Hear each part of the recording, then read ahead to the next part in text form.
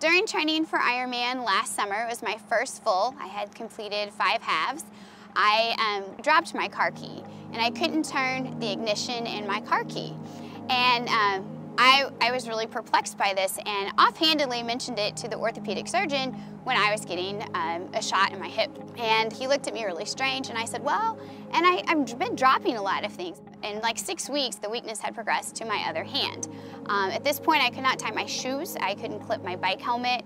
I was having trouble braking. So the week of Ironman, I had a scan of MRI, and I knew something was wrong, and I knew that I just had to have a race of my lifetime because I didn't know if I would ever get another race again.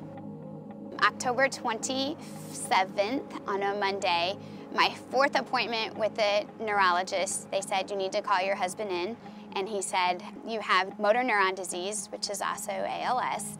It's what most people know it as. And you have 2 to 5 years to live. And you need to swim, bike, and run as long as you possibly can.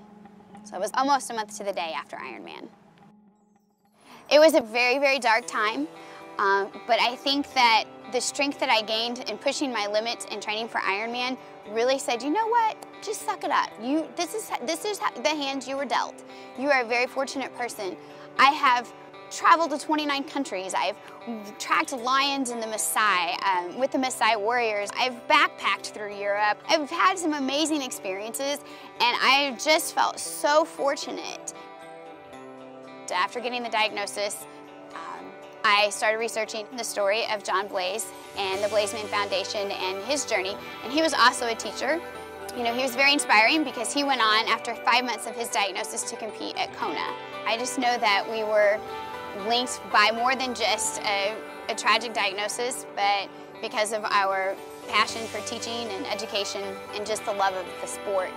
March 9th of 2015, I had my one of 6, 7, 8, I lost count, neurology appointments.